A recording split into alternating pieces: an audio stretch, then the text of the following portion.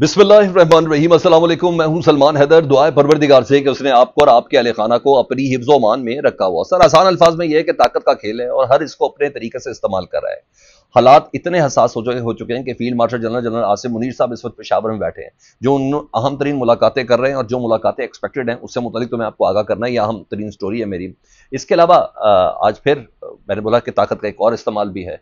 जुबान नीची रखो, अपने लहजे को ठंडा रखो। इन तमाम धमकियों के साए में आज फिर सुहेल आफरीदी साहब अडियाला जेल पहुंचे और उनसे उनकी मुलाकात नहीं कराई गई। लेकिन आज उन्होंने कुछ चीज़ें बावर कराई हैं जो हकीकत के बहुत ज़्यादा करीब भी हैं।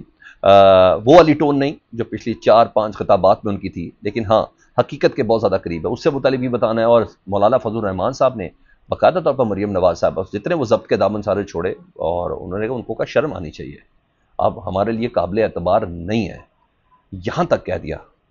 तो एक अच्छी खासी अलैग सलैग रिश्ता मियां मोहम्मद नवाज शरीफ से है, लेकिन उनकी साहबजादी का जो एक्ट था, कल का जो खिताब था, उसके हवाले से उन्होंने पूरी हिस्ट्री के साथ मौलाना साहब ने जो कुछ किया उसकी भी तफसील आपके साथ बतानी है। एक और अफसर सर 13 तारीख से गायब, अचानक सामने आया, इवन बीवी तक भी गायब कर दी गई जिसने दरख्वास्त दी थी उसके अगवा की। आज बता रहा है कि मैं तो खुद से गया हुआ था। लेकिन हाँ, उन तमाम अफसरों के लिए यह निशान इबरत है मामला कि जब जब वो ऐसा कोई काम करें तो बलक पड़ता है ना, तो फिर उनकी स्क्रूटनी होने में भी इतनी देर नहीं लगती। सारी चीज़ें आपके सामने रखता हूँ, लेकिन सबसे पहले ज़रा मैं सुहेल आफरीदी साहब से मुतालिक बताऊँ, जिन्हें आज फिर अदालती हुक्म था, मुलाकात लिस्ट में उनका नाम भी था, सलमान अकरम राजा साहब की लिस्ट में भी उनका नाम था, बैरिस्टर जफर साहब की भी लिस्ट में उनका नाम था, लेकिन वो गए और पूरे अपने लाओ लश्कर के साथ गए, लेकिन आज भी उनकी मुलाकात दिख रही। कहीं ना कहीं ऐसा लग रहा है कि उनका भी जब्त का दामन जरा हाथ से छोड़ने का इंतजार किया जा रहा है, उनको कहीं ना कहीं प्रोवोक किया जा रहा है।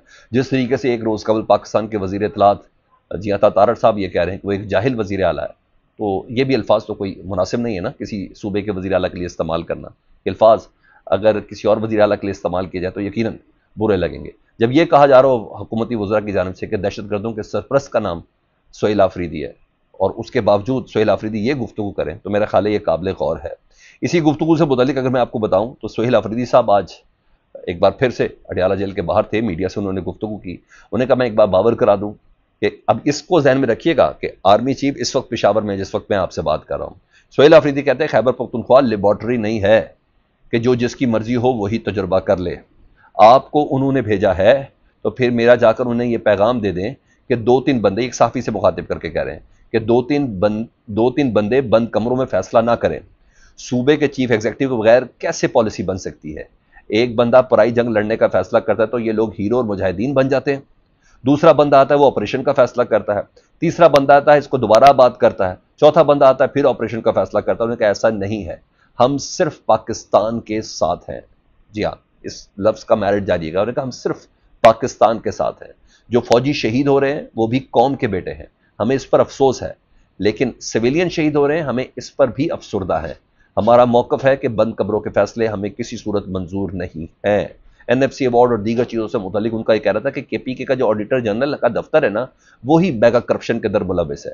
वफाक हमें एनएफसी और दीगर हकूक नहीं दे रहा, हमारे साथ सुतेली माँ जैसा सलूक क्यों हो रहा है? हमने पंजाब और वफाकी हुकूमत को खत लिखा और फिर अदालत की इजाज़त के बावजूद हमारी मुलाकात आज भी नहीं करवाई गई। उन्होंने कहा कोई कितना ताकतवर है कि वो अपने आप को आइन और कानून से मुबर्रा समझता है। तो फिर हम सोच में पड़ गए हैं कि हमें आगे क्या करना है। उन्होंने बात बावर कराई कि आज भी मेरी मुलाकात नहीं कराई गई, अब हम अपनी स्ट्रेटेजी बनाएंगे कि इमरान खान साहब से मुलाकात के लिए हमें आखिर क्या करना है। इसके अलावा और भी बातें थी जिसपे उनका यह भी कहना था कि कल मैंने कुरम में शहीद होने वाले जवानों के जनाजों को कंधा दिया तो मेरे कंधे पर 80,000 बनने वाले शहरियों का बोझ था। 80,000 सिर्फ खैबर पख्तूनख्वा से नहीं है, इसमें सिंध से भी है, पंजाब से भी है, बलूचिस्तान से भी है। उन्हें कहा तमाम का बोझ मेरे कंधों के ऊपर है। फौज मेरी है, पाकिस्तान मेरा है। जो गलत पॉलिसियां होंगी उनकी खुलकर मुखालफत करेंगे। और ये बात माजी में ख्वाजा आसिफ साहब, एहसन इकबाल साहब, स्पीकर अयाज सादिक साहब ये सब कर चुके हुए हैं जी।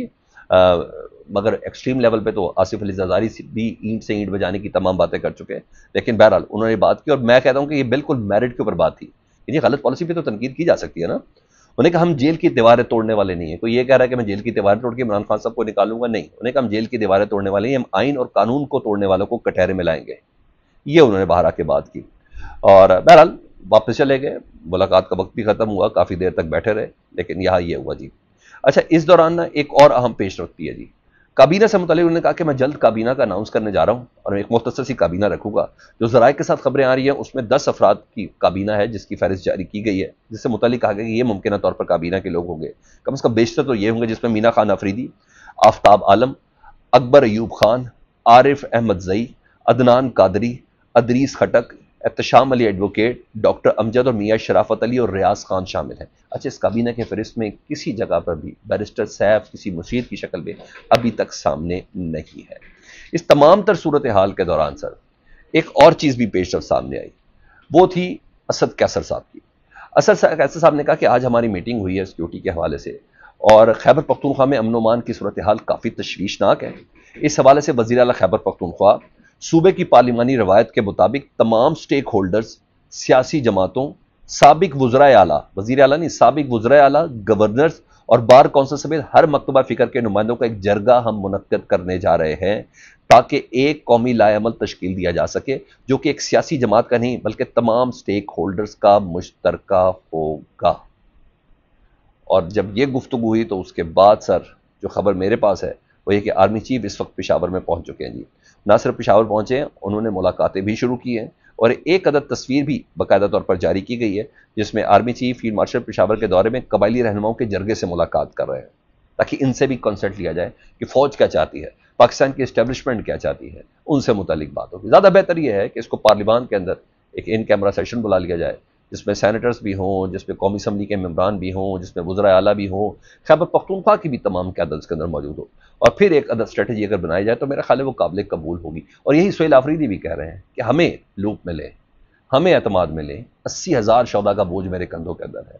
تو آرمی چیف کی آپ ایکسپیکٹ کیا جا رہا ہے کچھ اور ملاقاتیں بھی ہیں، لیٹس سی وہ ملاقاتوں سے متعلق کچھ اشارے کرنا ہے تو میرے پاس ہیں، لیکن کچھ کنفرمیشن آ جائے ہاں اس میں کچھ سیاسی لوگ بھی شامل ہو سکتے ہیں، پھر جا کے کچھ بات مزید کھل کر سامنے آئے گی. بہرحال ملاقاتوں کا سلسلہ جاری ہے. محسن نقوی صاحب پہلے ملے ہیں جی بلاول بھٹو زرداری صاحب سے، اس کے بعد ان کی ملاقات ہوئی ہے شہباز شریف صاحب سے اور اب سے کچھ دیر تک شہباز شریف صاحب اپنے وفد کے ہمراہ آصف علی زرداری صاحب سے ملاقات کرنے جا رہے ہیں. اور ڈیفینیٹلی ذرا کشمیر تو صورتحال ہو گئی ہوگی کہ کشمیر کا وزیر اعظم کیسے کرنا ہے، کیونکہ جو کشمیر کے حوالے سے یہ ہے کہ جو ان کے وزیر اعظم صاحب ہیں انہوں نے استعفیٰ دینے پر رضامندی ظاہر کر دی ہے، لیکن ابھی جوڑ توڑ ہے اور دیگر کئی ایسے معاملات ہیں جس میں ان سب کا لوپ میں آنا ضروری ہے. تو یہاں یہ چیز چل رہی ہے. ادھر ایک بڑی زبردست کامیابی ملی، ظاہری بات ہے، پاکستان تحریک انصاف کے امیدوار تھے خرم ذیشان صاحب، 91 ووٹ لے کر وہ سینیٹر منتخب ہوئے ہیں اور یہ میرے خیال ہے پاکستان تحریک انصاف کے زمرے میں نہ اس کا ابن باپ کچھ بھی نہیں تھا، کوئی سیاستدان کوئی ایسا نہیں تھا. یہی وجہ ہے کہ شاید سہیل آفریدی جیسا ایک معمولی کارکن وہ آج وزیر اعلیٰ کی مسند پہ بیٹھا ہے اور خرم ذیشان جیسا شخص 91 ووٹ لے کر اس وقت سینیٹر منتخب ہو گئے ہیں. بہرحال جب منتخب ہوئے ہیں تو اس کے بعد انہوں نے میڈیا سے گفتگو کی ہے. انہوں نے کہا اللہ سے دعا ہے، ذیشان کہتے ہیں اللہ سے دعا ہے کہ ہم اقتدار اور کرسی کا بندہ نہ بنائیں. ہمارا مقصد عمران خان کی رہائی ہے. جب تک عمران خان رہا نہیں ہوتے ملک میں سیاسی استحکام اور معاشی استحکام نہیں آ سکتا، یہ انہوں نے کہا. اور مزید کہا انہوں نے کہا تمام پی ٹی آئی ورکرز کا شکر گزار ہوں کہ میں خدا سے دعا کرتا ہوں کہ مجھے اقتدار یا کرسی کا بندہ مت بنانا. ہمارا مقصد پاکستان کی خوشحالی اور ہم یہ جنگ میدان سے ایوان میں لے کر جائیں گے، ایوان سے میدان میں لے کے نہیں جائیں گے. انہیں عمران خان صاحب کی رہائی کے لیے ہر ممکن ہم کوشش کریں گے اور اس سلسلے میں جو قدم بھی اٹھانا پڑا وہ ہم اٹھائیں گے. اب آؤں ذرا مولانا فضل الرحمان صاحب کے پاس. کل مریم نواز صاحبہ اہل سنت والجماعت کے کچھ رہنماؤں کے ساتھ تھی، ظاہری بات ہے بڑے بڑے علماء حضرات تھے، جیسے مفتی منیب صاحب بھی تھے اور دیگر علماء بھی ساتھ موجود تھے.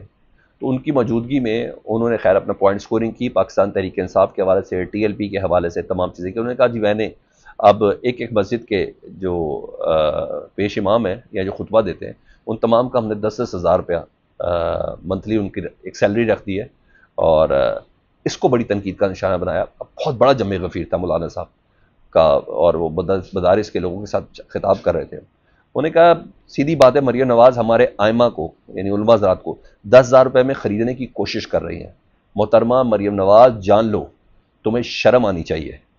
10,000 روپیہ تمام مدارس کی طرف سے آپ کے منہ پر بارتا ہوں. ایک سٹیج تو مجھے ایسے لگی جیسے انہیں لگا کہ جیسے کم ہے. وہ کہتے ہیں آج سے کئی سال پہلے 10 سال پہلے بھی یہ 10,000 روپے تھے، یعنی ہماری قیمت 10,000 روپے لگائی ہے. تو مجھے ایسا لگا کہ جیسے وہ کہہ رہے ہیں نہیں 10,000 سے زیادہ ہونی چاہیے. انہوں نے کہا نہیں 78 سال سے آپ لوگ یہ کوشش کر رہے ہیں، آپ نے باقاعدہ طور پر ظلم کیا، بلکہ یوں کہا گیا کہ ذبح کیا، اور ہمیں آپ کے اوپر بالکل بھی اعتبار نہیں ہے. یہ مولانا فضل الرحمان صاحب نے، اور جس طریقے سے ادھر نعرے بازی ہوئی اور میں نے بولا اچھی بڑی ہزاروں کی تعداد میں لوگوں کے مجمع میں مولانا فضل الرحمان صاحب نے یہ بات کی ہے مریم نواز صاحبہ سے متعلق. انہوں نے کہا نامنظور ہے یہ 10,000 روپے کا جو آپ نے گرانٹ دی اور ہمیں خریدنے کی اس میں کوشش کی ہے, یہ کسی طور پر بھی منظور نہیں ہے.